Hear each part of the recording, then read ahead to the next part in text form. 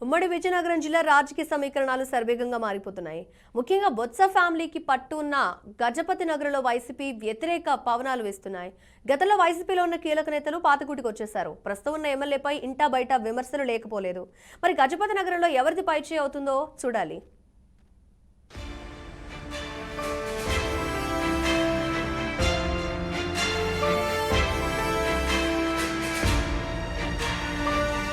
ఉమ్మడి విజయనగరం జిల్లా గజపతి నగరం నియోజకవర్గం రాజకీయాలు శరవేగంగా మారుతున్నాయి. ఎన్నికల సమయం దగ్గర పడుతుండటంతో నేతల జంపింగ్లు మొదలయ్యాయి. గడిచిన ఎన్నికల్లో టీడీపీ తరపున టికెట్ రాలేదన్న కారణంతో కొండపల్లి కొండబాబు వైసీపీలోకి వెళ్లారు. అయితే బోత్స తమ్ముడు అప్పల నరసయ్య గెలుపుకు కొండబాబు కృషి చేశారు. 2019లో ఇదే గజపతి నగరం నుంచి టీడీపీ తరపున కొండబాబు తమ్ముడు డాక్టర్ కొండపల్లి అప్పలనాయుడు పోటీ చేశారు. ఆయన సిట్టింగ్ శాసనసభ్యుడు కూడా.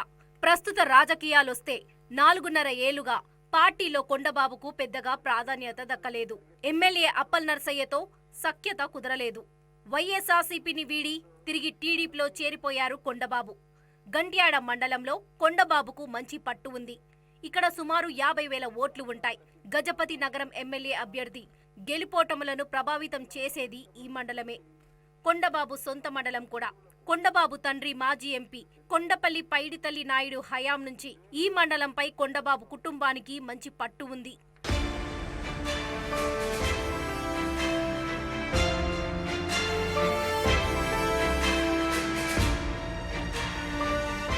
గజపతి నగరం వైసీపీ ఎమ్మెల్యే బోత్స అప్పల నరసయ్య గెలిచిన నాటి నుంచి ఆయన మద్దతుదారులు నియోజకవర్గంలో అరాచకాలు చేస్తున్నారనే ప్రచారం లేకపోలేదు.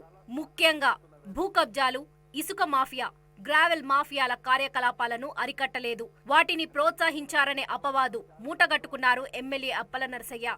ప్రజల్లో అప్పల నరసయ్య పట్ల తీవ్ర వ్యతిరేకత వ్యక్తమవుతుందని అధిష్టానానికి నివేదిక వెళ్లినట్టు ఆ పార్టీ నేతలే బలంగా చెబుతున్నారు. కొండపల్లి కొండబాబు, ఆయన కొడుకు వైసీపీ వీడి నుంచి నియోజకవర్గంలో పార్టీ బలహీనపడిందని కార్యకర్తలే అంగీకరిస్తున్నారు. ఇక టీడీపీ విషయానికొస్తే ఈసారి కూడా రేసులో చాలా మంది ఉన్నారు. కొండబాబు తమ్ముడు అప్పలనాయుడుతో పాటు టీడీపీ కార్యదర్శి శివరామకృష్ణ, కొండబాబు కుమారుడు శ్రీనివాస్ టికెట్ ఆశించిన వారిలో ఉన్నారు.